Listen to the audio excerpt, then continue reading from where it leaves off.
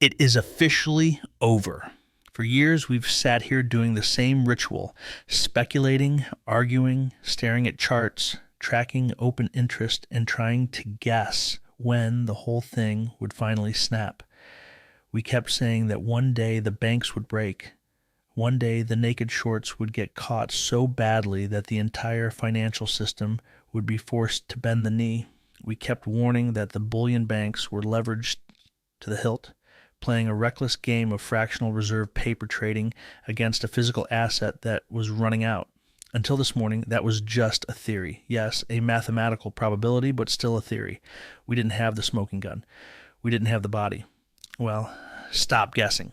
Stop speculating, because that day is today. The body has been found. Ladies and gentlemen, Asian guy here, while you were glued to your screens watching the spot price of silver hit $77. 16, while you were cheering the breakout and calculating your net worth, something far more important, something darker, something far more terrifying was happening deep in the plumbing of the global financial system. Something the mainstream media is terrified to report because it proves beyond any doubt that the banking system is insolvent. We just received the official data tied to the Federal Reserve Bank of New York's overnight operations, the overnight reverse repurchase agreements, repo facility numbers for this morning, Friday, December 26th, and the number that flashed across the terminal is not a typo. It is not an error. It is a confession. $17,251,000,000.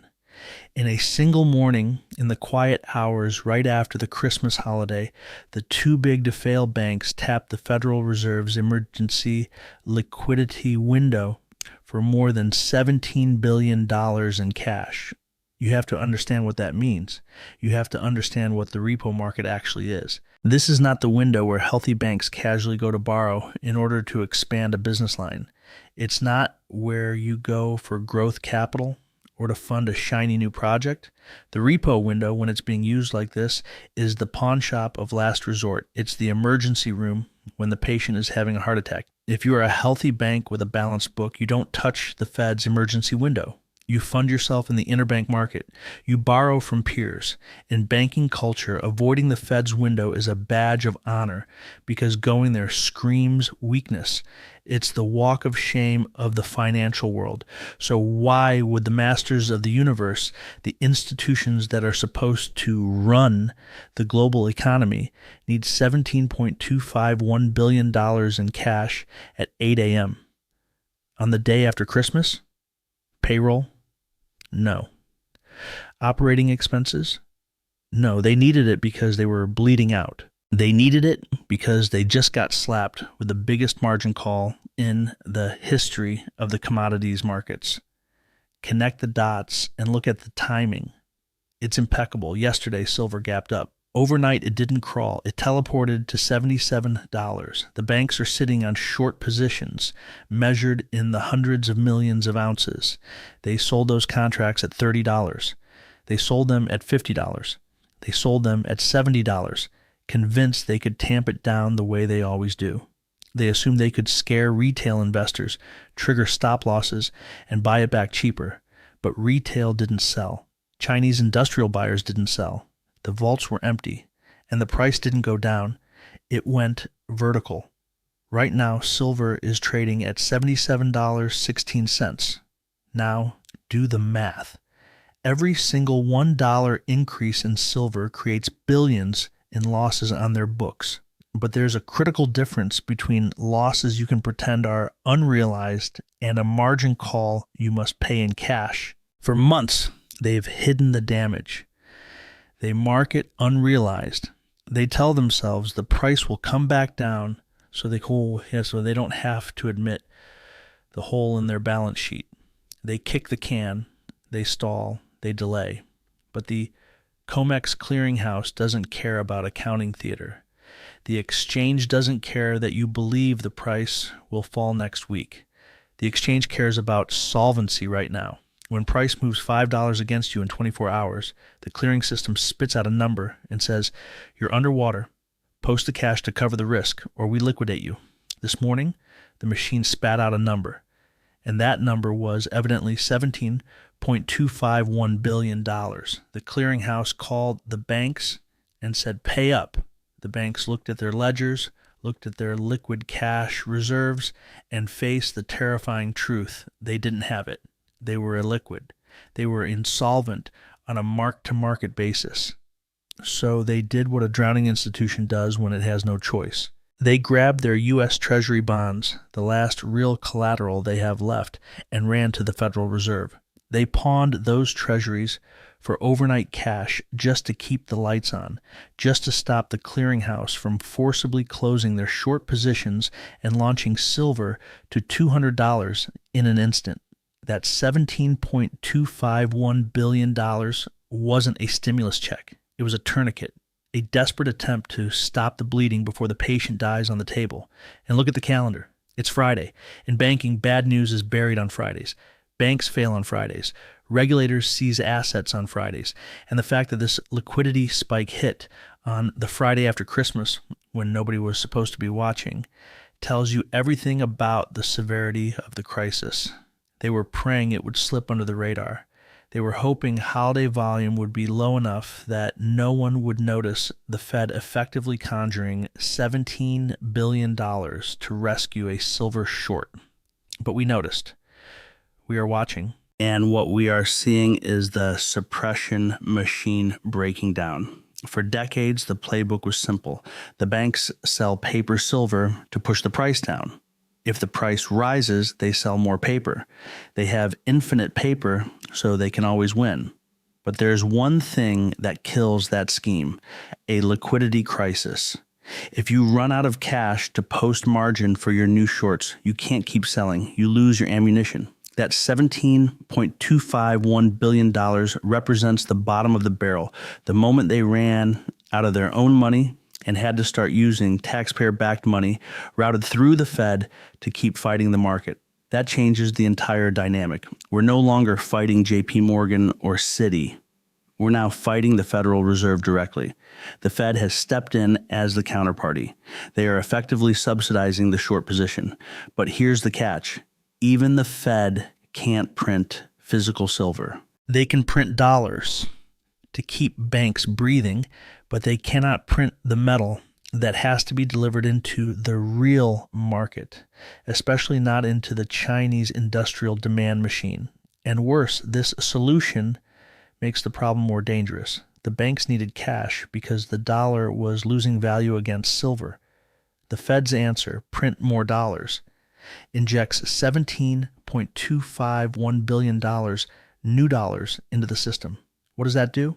It devalues the dollar further. It throws gasoline on inflation. It validates the exact thesis, pushing silver higher. It's a self-defeating feedback loop. The more they bail out the shorts, the higher the price goes. The higher the price goes, the bigger the bailout must be. We are watching the beginning of a hyperinflationary melt-up localized in the commodities market. The banking system has trapped itself. They can't allow silver to rise, or they go bankrupt. But they can't stop silver from rising without printing money.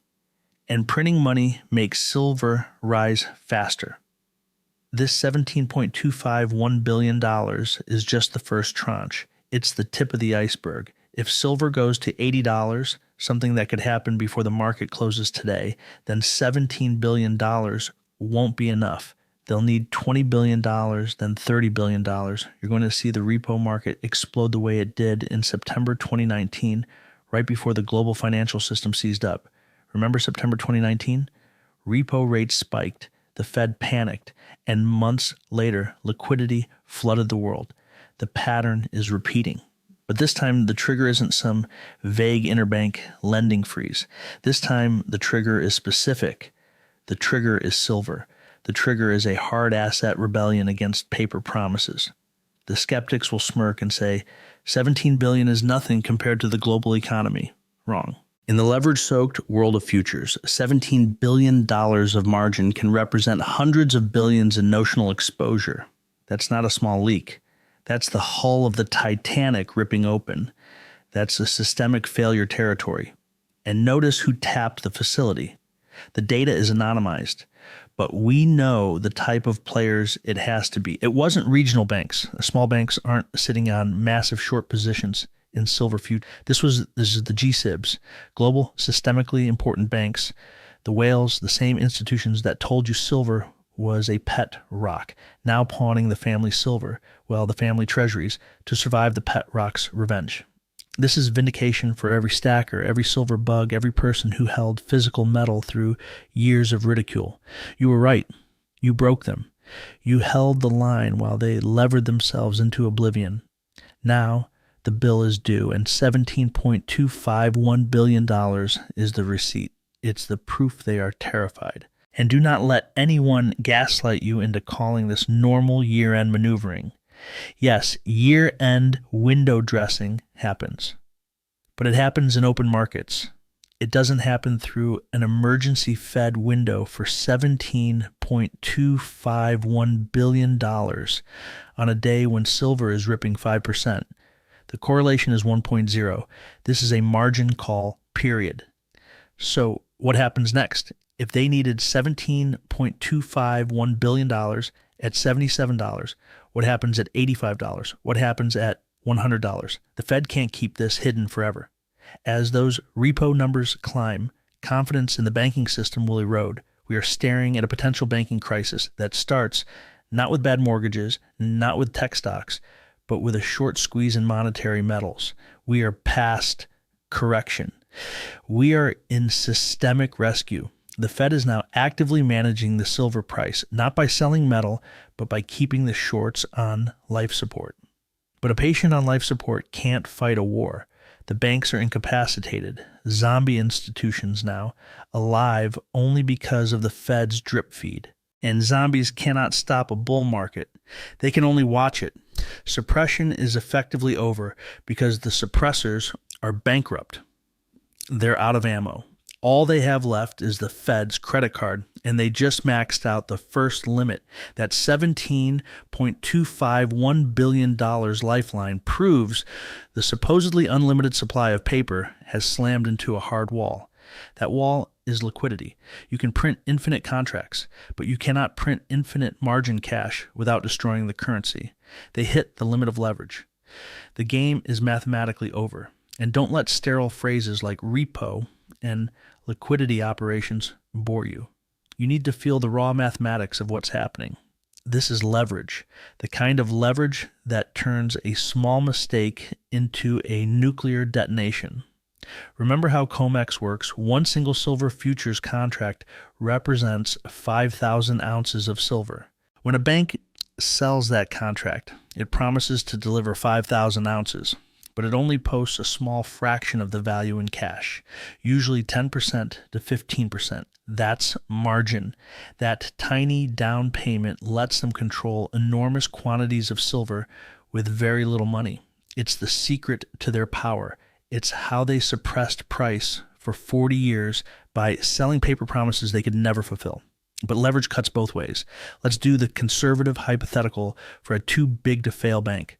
Say it's short just 10,000 contracts, tiny in bullion bank terms.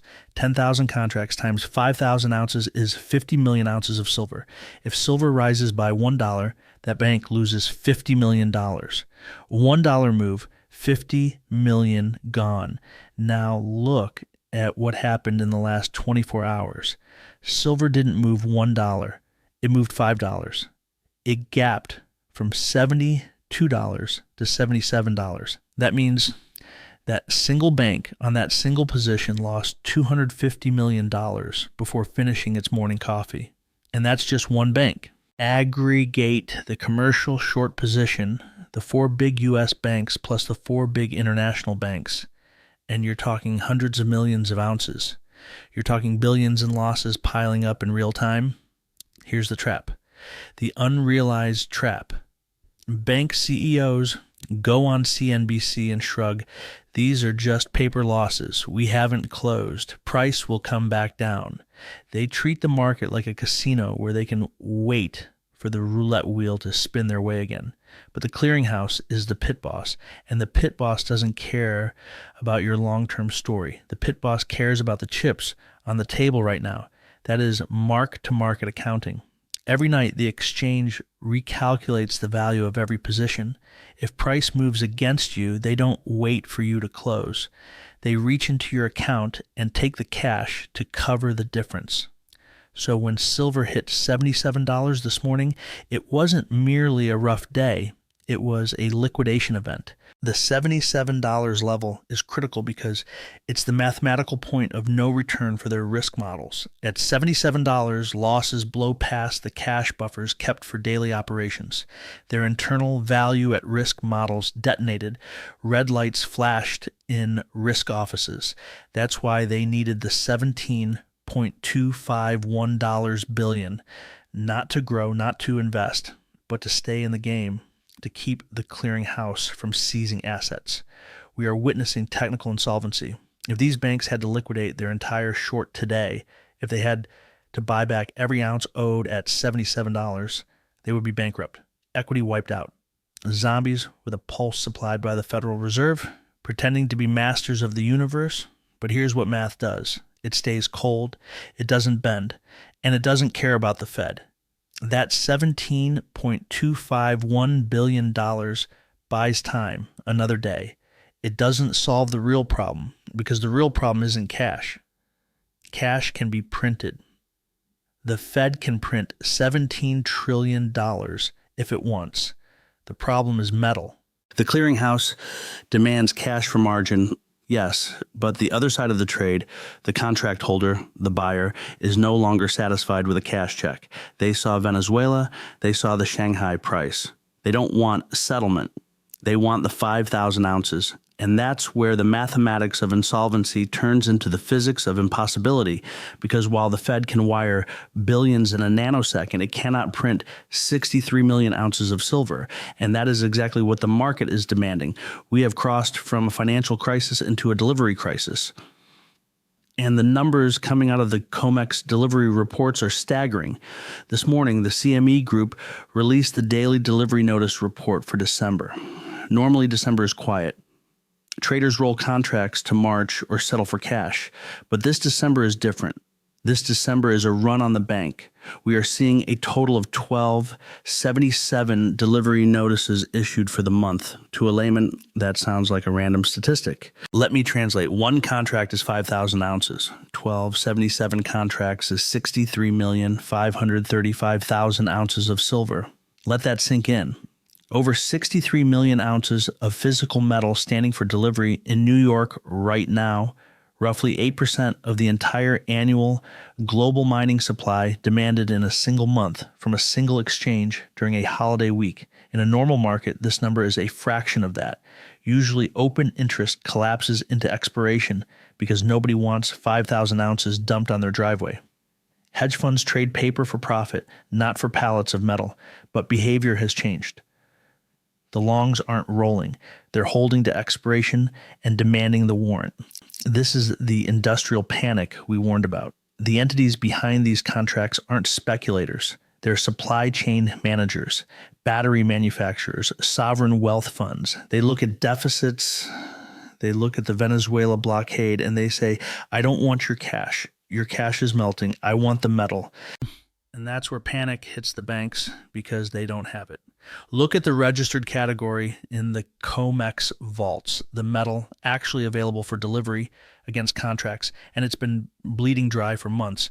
We tracked the Asahi drain. We tracked the JP Morgan drain. Registered inventories hovering near historic lows. So you have demand for 63.5 million ounces while vaults are effectively empty of unencumbered metal. So how do the banks satisfy these delivery notices? They have to go into the open market and buy it. They have to become emergency buyers in a market already printing all-time highs. Imagine being a bank short silver. You're losing money every second, and now to settle, you must buy physical at $77, $78, maybe $80, and hand it to the party that just beat you. That is buying pressure as rocket fuel, forced buying, price inelastic buying, and it gets darker. We're hearing rumors, and the data supports it, that banks are beginning to cannibalize ETFs to find metal. They're eyeing the stockpiles held by SLV and SIVR, trying to use authorized participant loopholes to drain metal and move it into COMEX to satisfy delivery. They're robbing Peter to pay Paul, but Peter is watching. ETF holders are watching. If they raid the ETFs to bail out COMEX, the ETF price can disconnect, shareholders can sue, and it becomes a legal minefield. So, yes, the Fed's $17.251 billion solves a cash problem, but it does not solve a 63.5 million ounce problem. You can't print a silver bar. You can't digitally create an industrial commodity. The only way to fix this imbalance is for price to rise high enough that people stop demanding delivery. But at $77, demand is increasing. At $80, demand likely increases even more because FOMO ignites. We're in a Giffen goods scenario. Normally, higher price reduces demand. But for a strategic asset in a shortage, higher price increases demand because people realize it's running out. Those 1277 contracts standing for delivery prove the price is not high enough to ration demand. It's too cheap. $77 is too cheap. If it were truly expensive, people would be selling. Instead, they're taking delivery of 63 million ounces. This is the break the exchange moment. If COMEX fails to deliver, if even one contract defaults, it's game over.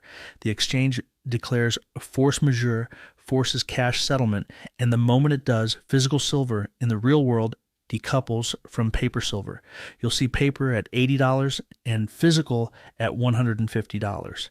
Those 1277 notices are the countdown clock. Tick, tock. And since we're talking about robbing Peter to pay Paul, we need to address the strange anomaly in the SLV ETF today, because if you don't understand the plumbing of the paper market, you'll misread the data. You'll see headlines and assume pressure is easing when, in reality, pressure has become terminal.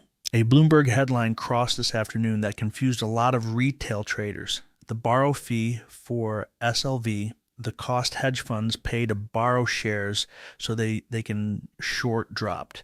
It fell from over 1.5% on Tuesday down to 0.62% today. At the same time, the 10 million new SLV shares suddenly appeared as available to borrow. Mainstream financial media, the same CNBC pundits who've told you to dump silver for 3 years, jumped on it. Look, borrow fees are dropping. The squeeze is over. Liquidity is back. Shorts are comfortable. They want you to believe a lower borrow cost means the market is normalizing.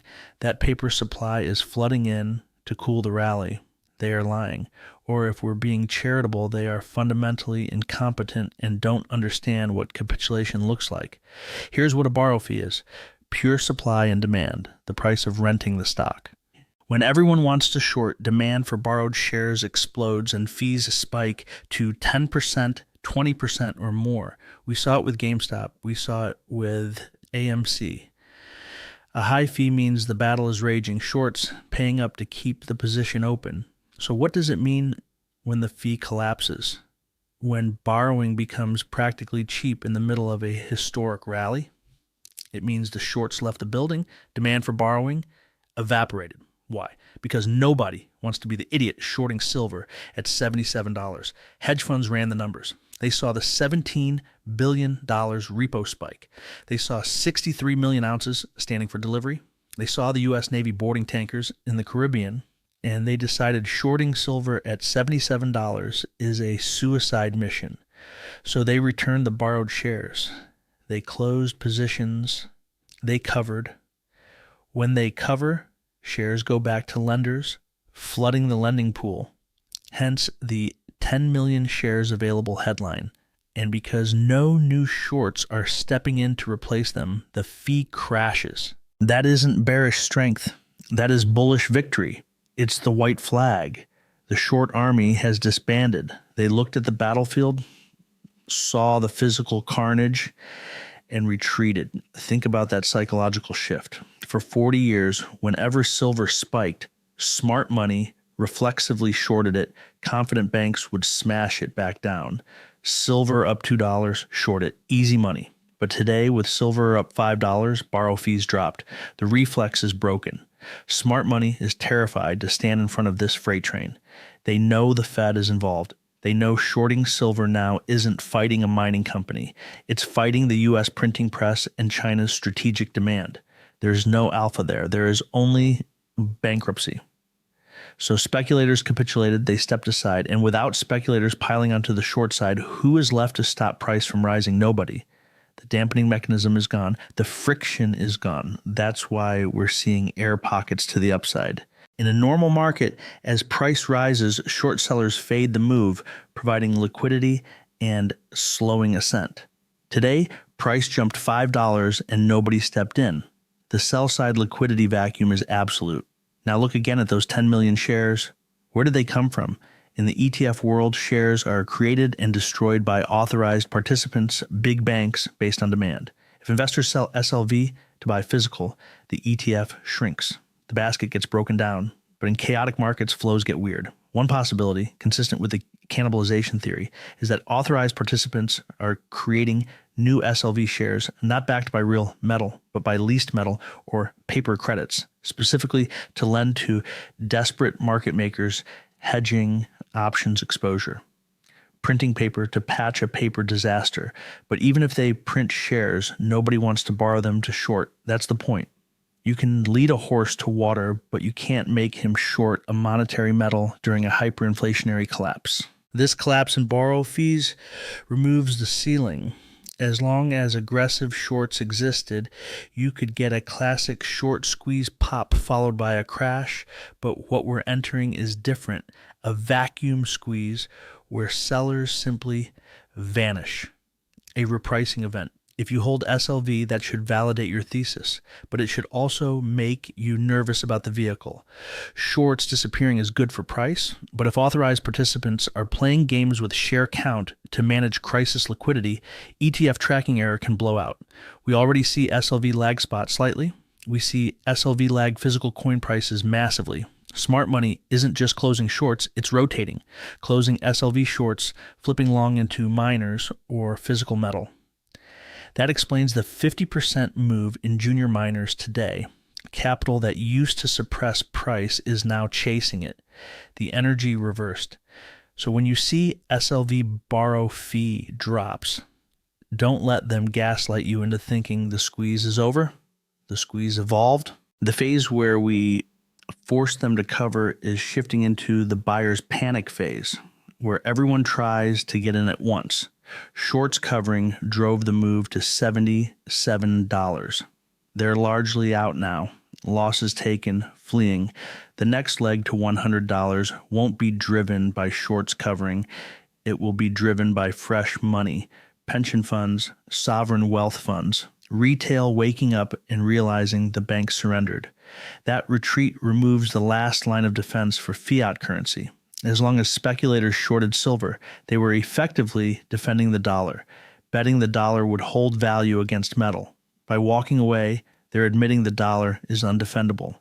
They're admitting the Fed's $17.251 billion injection is inflationary, and they refuse to be on the wrong side of it. This clears the runway and leaves the market to physical fundamentals, and the fundamentals are catastrophic for consumers and ecstatic for investors. Demand is vertical, supply is zero.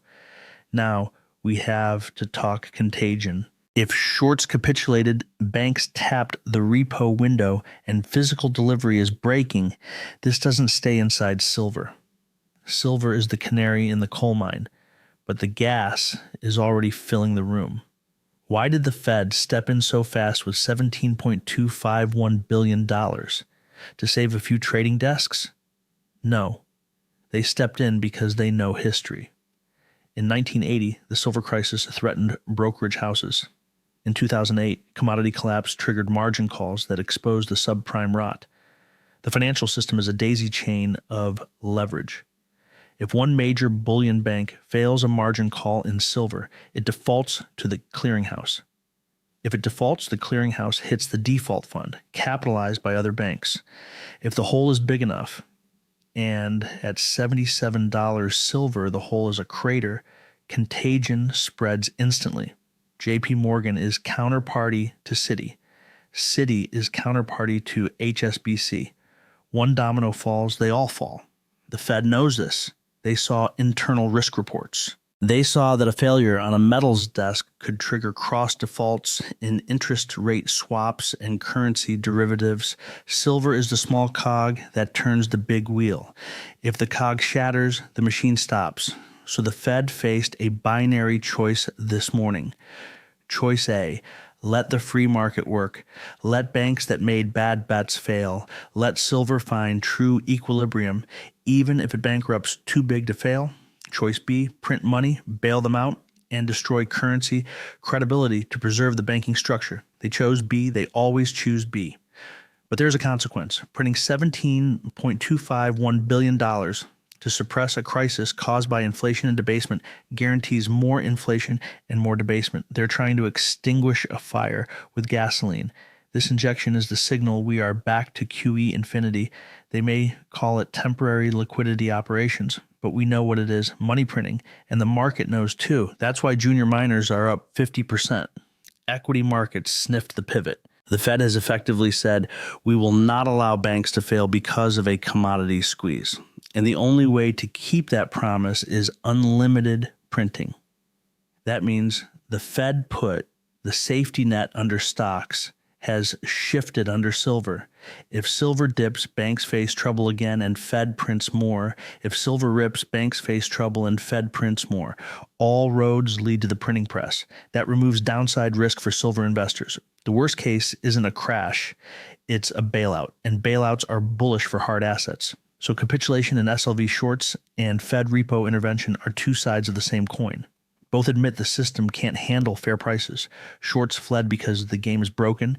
The Fed stepped in because the game was about to end. And by stepping in, they sealed the dollar's fate, confirming to China, Russia, BRICS, the world, that the U.S. banking system is fragile and the dollar is being diluted to keep it alive. That accelerates the move away from the dollar. It validates blockade narratives. It validates the war metal thesis. We are watching the old financial order die in real time. The borrow fee dropping is the sound of rats jumping ship. The repo spike is the captain trying to bail water. But the hull is breached. The 63 million ounces of physical demand is the iceberg, and we already hit it. Now comes the final realization. If the Fed is back in, shorts are gone, and delivery demands are record-breaking, then the targets we talked about, $80, $100, are now backed by the full faith and credit of the Fed's printing press. This isn't only a supply shortage anymore, it's a monetary devaluation event. The pivot arrived, not with a press conference or fancy speech, but with a desperate $17.251 billion wire transfer on the Friday after Christmas. The gates are open. The dollar is being sacrificed. Silver is the chosen vessel for the wealth transfer that is about to happen. The $100 roadmap is no longer speculation. It's policy certainty because the alternative is systemic collapse. And today the Fed proved they'll pay any price to avoid that collapse. That price will be paid in the value of your fiat currency, pushing the nominal price of real things to the moon. So buckle up, the shorts are out, the Fed is in, and the rocket has a cleared launch pad. Now ask yourself, why would the Federal Reserve, arguably the most powerful economic institution on earth, care about a few billion lost on a shiny metal? Why debase its own currency and risk credibility just to save a handful of trading desks? The answer is the terrifying architecture of modern finance. We don't live in separate silos anymore. We live in daisy-chained leverage, where every asset class is wired to every other asset class through the dark magic of derivatives. Mainstream media treats silver like a niche commodity. But to banks, silver is not just a commodity. It's collateral tier. It's a foundational block in a tower of rehypothecated value. Banks didn't just sell paper once. They leased it, swapped it, bundled it, and used it as collateral to borrow money to bet on treasuries, yen, tech stocks. That's the contagion nightmare that woke Fed governors this morning. If a major bullion bank, call it Bank X, can't meet a silver margin call, it defaults to COMEX clearing. The moment it defaults, the clearinghouse has legal rights to seize collateral, treasury bonds, corporate bonds, cash. Now, imagine Bank X is also counterparty to $1 trillion in interest rate swaps with a pension fund. Suddenly, Bank X is frozen. The pension fund can't hedge. The pension fund panics and sells bonds. Bonds crash. When bonds crash, collateral values across the system collapse. Now Bank Y gets a margin call. Dominoes. It's 2008 again, but this time the toxic asset isn't subprime mortgages.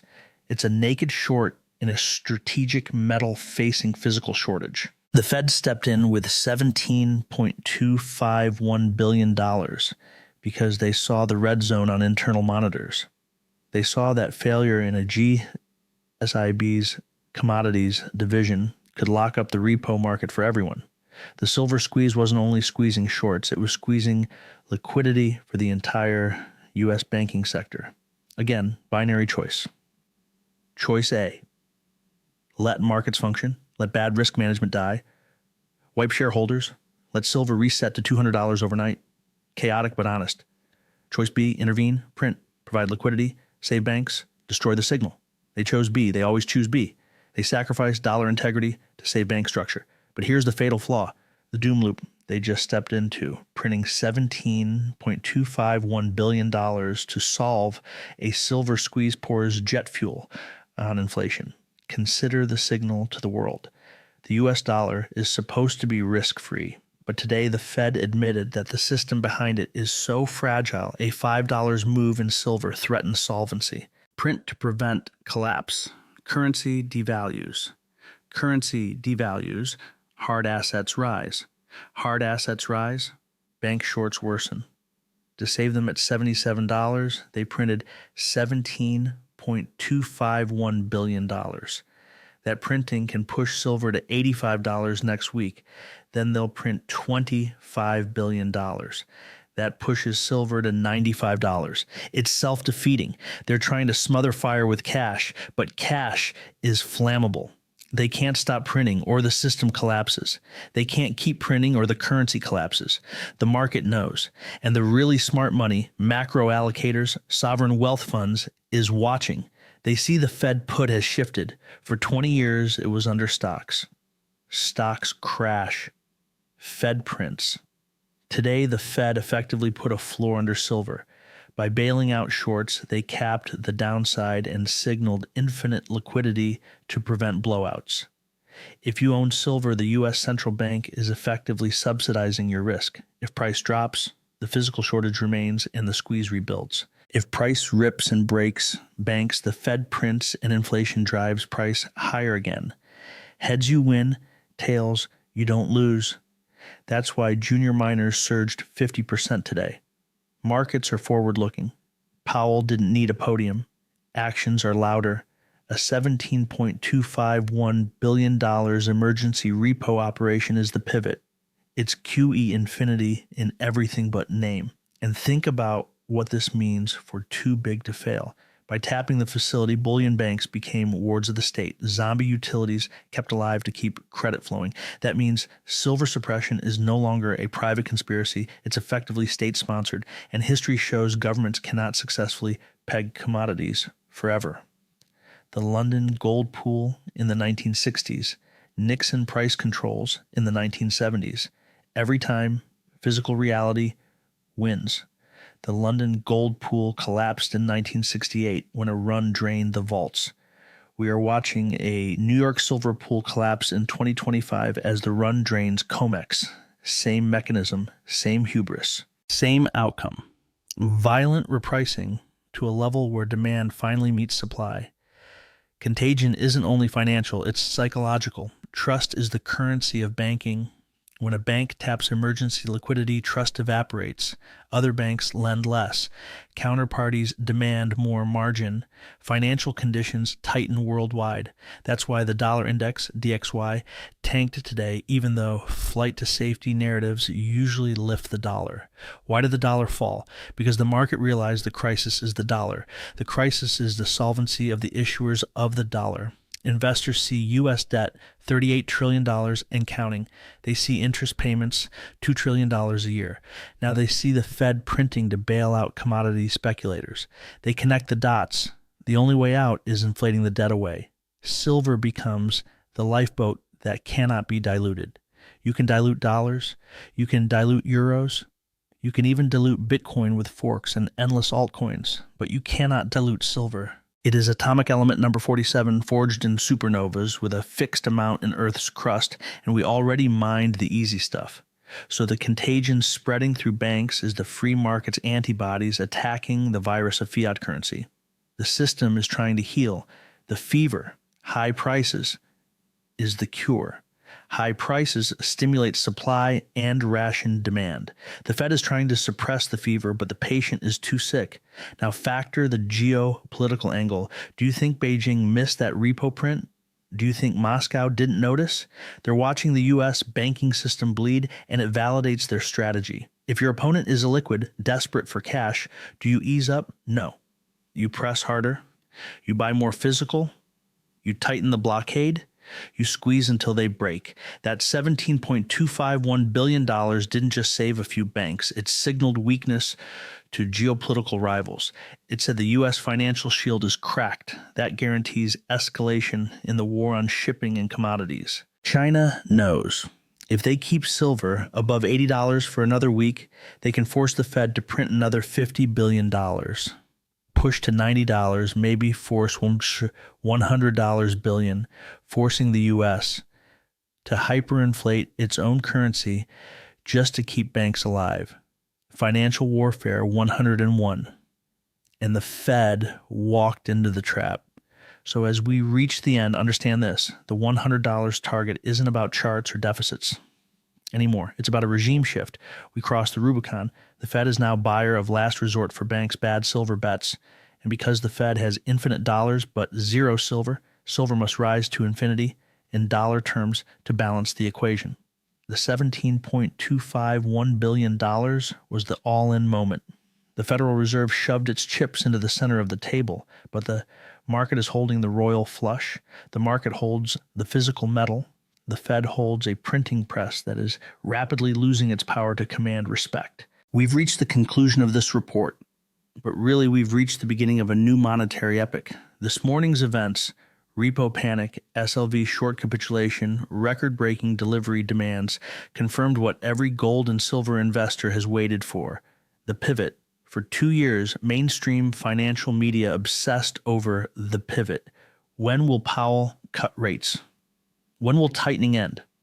They expected a ceremony, press conference, dot plot adjustment, polite words. Instead, the pivot arrived in the dark. A desperate $17.251 billion liquidity injection to save a banking system choking on leverage. That is the pivot. When the central bank must print to prevent systemic collapse caused by a commodity squeeze, tightening is mathematically finished. They cannot fight inflation and bail out banks simultaneously. They chose the banks, and by choosing the banks, they surrendered to inflation. That changes silver completely. We're not merely tracking supply and demand. We're tracking currency devaluation. The Fed put the mythic safety net under stocks is now planted under silver. Consider the implications. If silver crashes tomorrow, banks may breathe for a moment, but the physical shortage remains. The squeeze rebuilds. If silver rips higher, banks face insolvency and the Fed prints. Printing devalues the dollar, which pushes dollar-priced silver higher.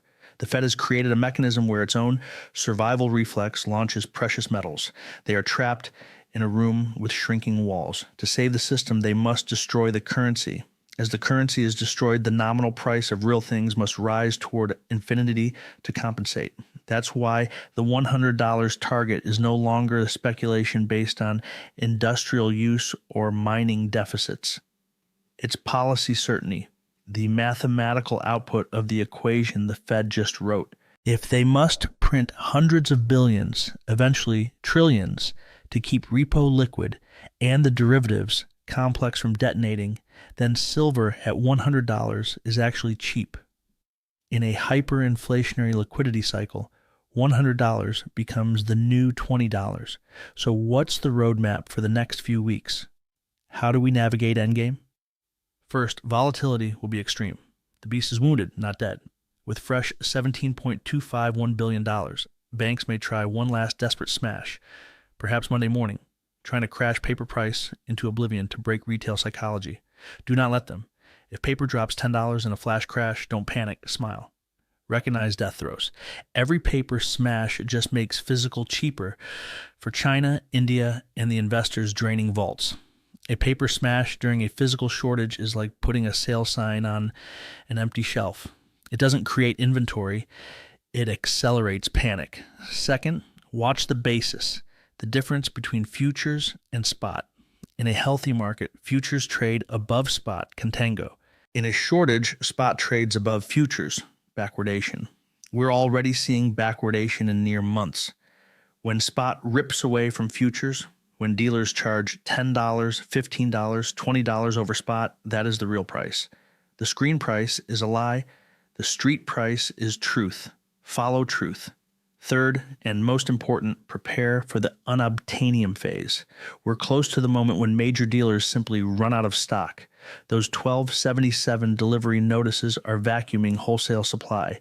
Once wholesalers are empty, retail shelves go bare. The buy button disappears. When that happens, price becomes effectively infinity for anyone not already holding. You won't be able to get in. Doors close. We already see early signs. Delays stretching into February for certain sovereign coins.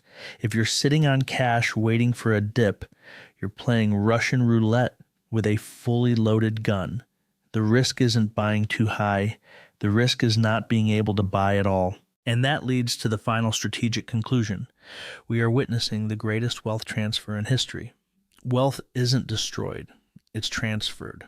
It's transferring from holders of paper promises, bonds, currencies, derivatives, to holders of real things. For 40 years, flow went from real to financial. The financial economy cannibalized the real economy. Now the tide is turned. The real economy is devouring the financial economy. The miners, the stackers, the physical holders. You are becoming the new captains of capital. The banks are insolvent. The Fed is trapped. Vaults are empty. War is escalating. Shorts have fled. The stars aligned in a way that happens once in a century. Do not sell your position for fiat currency being printed to bail out your enemies. Hold the line. When silver hits $100, don't sell for dollars. Leverage it. Borrow against it. Trade it for land. Trade it for a business. But don't trade it back into the burning building of the fiat system. That $17, $251 billion this morning was the flare gun. It lit the night sky and revealed the battlefield, a banking system in full retreat. They abandoned the fortress of sound money. They're burning furniture to stay warm. You have the metal, you have the position, you have the patience. The game is rigged, yes, but for the first time it's rigged in your favor. The Fed guaranteed your upside by guaranteeing the inflation needed to save the banks. The ghost week is ending. Reality is beginning. The $100 wave is unstoppable, and you are riding it.